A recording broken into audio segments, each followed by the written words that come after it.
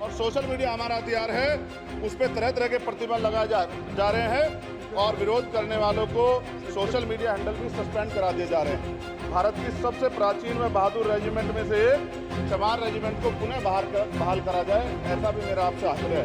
15 अगस्त 1947 को हम लोग आज़ाद हुए। 16 अगस्त 1947 को देश आज़ादी में था, लेकिन धन धरती राजपाट में बंटवारा नहीं हुआ। देश किसी की बपोती नहीं है। देश संविधान से चलता है सर, और संविधान से चलेगा। संविधान छेड़खानी बर्दाश्त नहीं की जाएगी सर। धन्यवाद। श्री चंद्रशेखर जी। माननीय सभापति जी, जय भीम। महामहिम राष्ट्रपति जी के अभिभाषण पर धन्यवाद प्रस्ताव पर बोलने को आपने मुझे अवसर दिया, इसके लिए मैं आपका आभारी हूं। सभापति महोदय, सर्वप्रथम मैं बहुजन समाज में जन्मे सभी संतों, गुरुओं, महान पुरुषों को नमन करता हूं, जिनमें महात्मा ज्योतिबा फूले, डॉक्टर बाबा साहब अम्बेडकर और माननीय काशीराम साहब को मैं याद भी करता हूं आज के दिन पर। साथ साथ नगीना की महान जनता और भीम आर्मी और हमारी पार्टी आज़ाद समाज पार्टी काशीराम के साथियों का भी धन्यवाद करता हूं। इसके बाद अपने कुल गुरु जगत गुरु सदगुरु रविदास जी महाराज को भी मैं नमन करता हूं, जिन्होंने दुनिया को लगभग 600 साल पहले बेगमपुरा शहर के रूप में दुनिया का सबसे महान लोकतांत्रिक दर्शन दिया। अध्यक्ष महोदय, माननीय सभापति जी, 14 अगस्त 1947 को ये देश अंग्रेजों के अधीन था।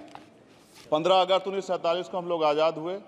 16 अगस्त 1947 को देश आज़ादी में था, लेकिन धन धरती राजपाट में बंटवारा नहीं हुआ।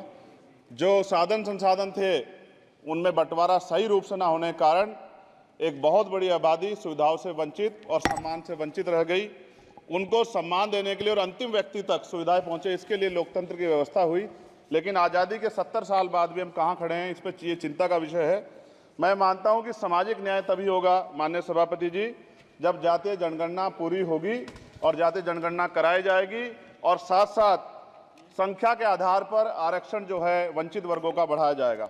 उसके साथ साथ जब राष्ट्रपति जी अभिभाषण पे बात रख रही थी तो उन्होंने शहरी और ग्रामीण क्षेत्रों के विकास की बात कही और ये भी कहा कि दुनिया में सबसे उत्तम शहर हमारे यहाँ बने। लेकिन माननीय सभापति जी, 70% आबादी तो गांव में निवास करती है, तो गांव की आबादी के बारे में भी सोचना होगा कि उनका जीवन कैसे बदले। माननीय सभापति जी, उच्च शैक्षणिक संस्थानों में बहुजन समाज के जो छात्र हैं उनके साथ कास्ट एट्रोसिटी हो रही है, निरंतर उनकी हत्या हो रही है। साथ साथ जो सरकारी कर्मचारी हैं दफ्तरों में, उनके साथ भी जो SC ST OBC और मुस्लिम और अन्य धार्मिक अल्पसंख्यक, उनके साथ भी माननीय सभापति जी जातिगत और धार्मिक जो है शोषण किया जा रहा है। इसलिए मेरी मांग भी है कि पुरानी पेंशन को भी अध्यक्ष जी बहाल किया जाए। जो कर्मचारी देश की सेवा में लगे हैं उनका भी सम्मान होना चाहिए।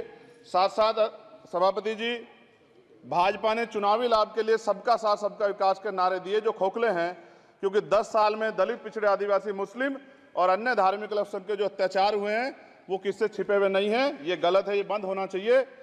सभापति महोदय जी, महामहिम राष्ट्रपति जी के अभिभाषण में निजी क्षेत्रों में SC ST OBC को रिजर्वेशन देने का कोई उल्लेख नहीं हुआ है, जो कि आज चर्चा का विषय, क्योंकि 98% प्राइवेट सेक्टर है, 2% सरकारी सेक्टर है, तो 98% प्राइवेट सेक्टर में भी हमारी हिस्सेदारी की बात होनी चाहिए।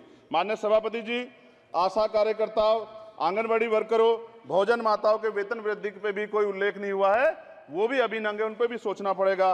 माननीय सभापति जी, जिस क्षेत्र से मैं चुन के आया हूं नगीना से, वो बहुत पिछड़ा क्षेत्र है। उस क्षेत्र में कोई विशेष आर्थिक पैकेज नहीं दिया गया, रोजगार की सेवाएं नहीं है, नौजवान पलायन करता है। IIT, IIM, एम्स, केंद्रीय विद्यालय आदि शिक्षा में और चिकित्सा संस्थानों की स्थापना होनी चाहिए, जो कि नहीं है।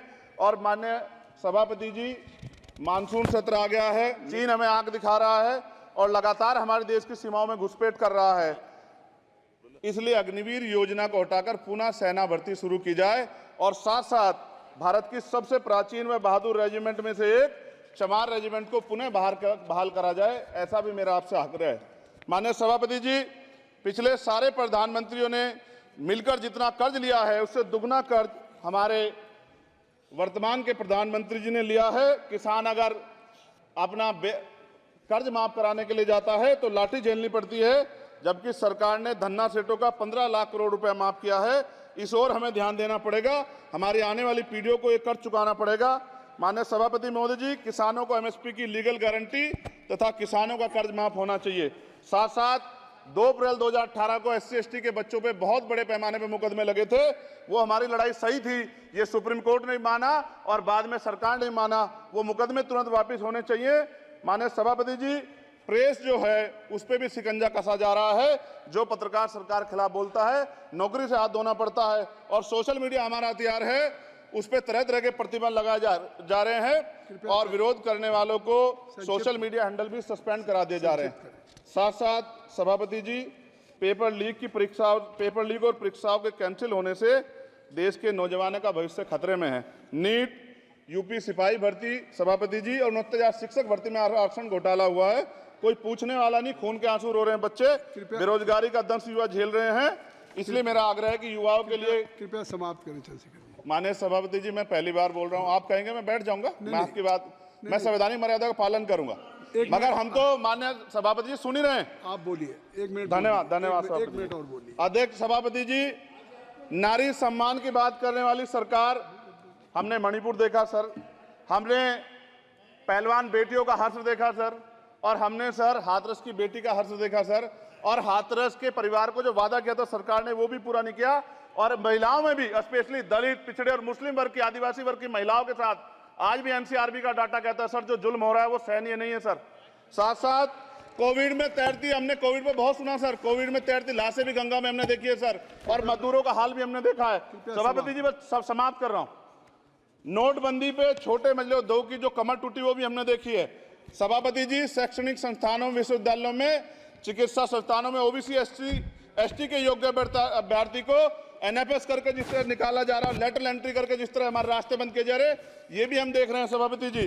साथ साथ मेरा ये कहना है सर, ये सबका इशू है कि प्राइवेट कर्मचारी सर और सरकारी भी कई जगह पे 8 से ज्यादा घंटों से काम करते हैं, और उनको जब सर उचित वेतन भी नहीं मिलता, तो न्यूनतम वेतन 20,000 रुपए तय हो और 24 घंटे की ड्यूटी। उदाहरण के तौर पे यूपी पुलिस सर बहुत पूरा काम करते हैं वो लोग। वो राज्य के विषय हैं, आप सर मैं आपके राज्य सरकार के लिए भी आपके संज्ञान में डाल रहा हूँ विषय सर। पुलिस सब जगह है सर, लेकिन सवाल ये है सर, बहुत पसीना बहाते हैं, 8 घंटे की ड्यूटी और वेतन विसंगति, बोर्डर स्कीम से उनको जो है बाहर किया जाए। माननीय सभापति जी, 1 मिनट चाहिए सभापति जी। राष्ट्रपति जी ने धर्म के बारे में बात की थी। राम मंदिर से पहले हमारे गुरुघर तुगलकाबाद का फैसला आया था राष्ट्रपति जी, वो सभापति जी अभी तक दिल्ली में स्थित सदगुरु रविदास जी महाराज का गुरुघर नहीं बना। साथ साथ सभापति जी, अपनी बात को खत्म करते हुए मैं आपसे कहना चाहता हूं कि जितना देश दूसरों का है सर, इतना हमारा भी है। हम मरने के लिए पैदा नहीं हुए, जो चाहता है हमारी हत्या कर देता है। मूछें रखने पे, घोड़ी पे बैठने पे, मटकी छूने पे हमारी हत्या हो रही है। क्या बदला है सर 70 साल बाद भी?